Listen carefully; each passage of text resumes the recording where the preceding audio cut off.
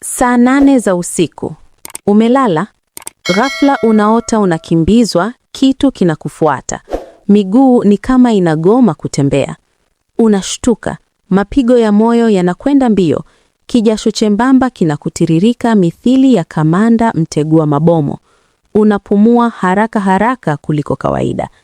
Unajisemea kimoyomoyo, ilikuwa ni ndoto tu. Kisha unalala tena.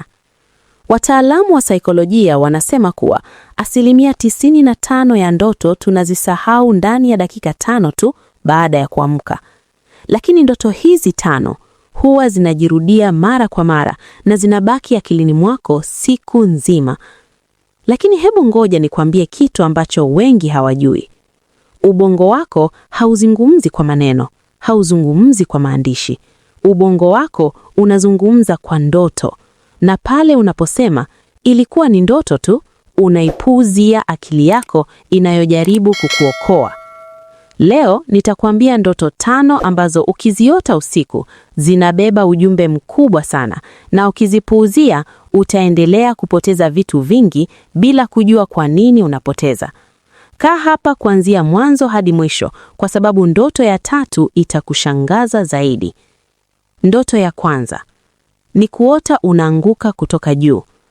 Unaota umesimama mahali pa juu au unaruka, lakini ghafla ardhi inakuja kwa kasi. Unashtuka ghafla kabla hujafika chini.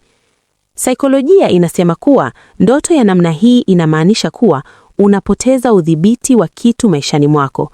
Inaweza kuwa ni kazi, uhusiano, pesa au hali fulani ambayo ilikuwa mikononi mwako na sasa unaipoteza. Ubongo wako unakwambia, shika hiki kabla haujachelewa.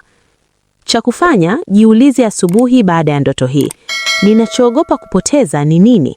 Jibu lako la kwanza, kabla hujafikiria sana, ndilo jibu la kweli.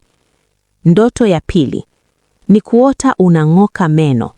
Meno yanaanza kudondoka yenyewe moja baada ya jingine, yanajaa mikononi mwako.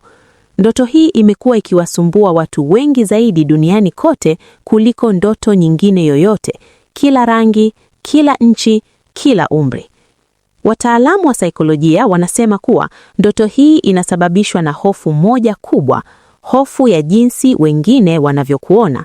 Unaogopa kuhukumiwa, unaogopa aibu, unahisi imeji yako inaanza kupasuka.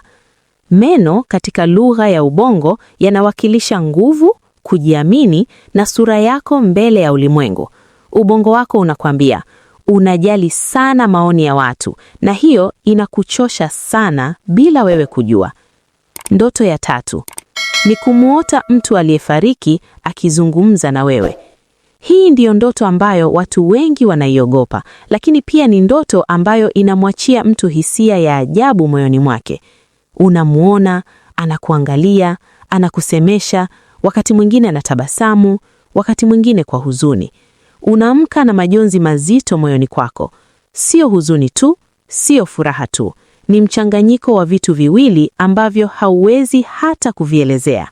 Saikolojia inaiita hali hii ni grief processing. Ubongo wako bado unafanya kazi ya kukukamilisha kitu ambacho haukukikamilisha. Maneno ambayo hayakusemwa, msamaha ambao haukutolewa, mazungumzo yaliyokatizwa na kifo kabla ya kukamilika. Ubongo wako haukumsahau, na haumsahau kwa sababu moja. Kuna kitu ambacho moyo wako bado unahitaji kukifanya ili upone. Cha kufanya, mwandikie barua, mwambie unachohitaji kusema. Hata kama hatasoma, lakini ubongo wako utaamini ujumbe huo umemfikia na utapumzika. Ndoto ya 4 ni kuota unakimbia, lakini miguu haifanyi kazi. Unahisi kuna kitu kinakufuata. Unajaribu kukimbia kwa nguvu zako zote, lakini miguu inakuwa ni kama imefungwa. Kila ukijaribu kukimbia, miguu haisogei. Tafiti zinaonyesha ndoto hii inawakuta mara nyingi sana watu wanaokabiliwa na hali moja mahsusi. Wanajua wanachohitaji kufanya, lakini bado hawakikifanya. Sio kwamba hawajui, wanajua. Sio kwamba hawawezi, wanaweza. Ila ni kwamba wanaogopa. Wanaogopa matokeo, wanaogopa kushindwa, wanaogopa hata kufanikiwa. Ubongo wako unakwambia, Uamuzi ule unaoogopa ndio unaokungojea mbele, na kadri unavyoukimbia ndivyo miguu inavyozidi kuwa mizito. Ndoto ya 5 ni kuota unaiona bahari kubwa au mawimbi makubwa yanakuja au maji yanaingia kila mahali na wewe uko katikati, unakuwa mdogo alafu uko peke yako. Katika lugha ya ubongo, maji yanawakilisha hisia, na maji mengi yasiyodhibitiwa inamaanisha kitu moja tu: umebeba vitu zaidi ya vinavyoweza kubeba. Hujui hata mzigo wako ni mzito kiasi gani kwa sababu umeubeba kwa muda mrefu sana hadi umekuwa ni wa kawaida kwako.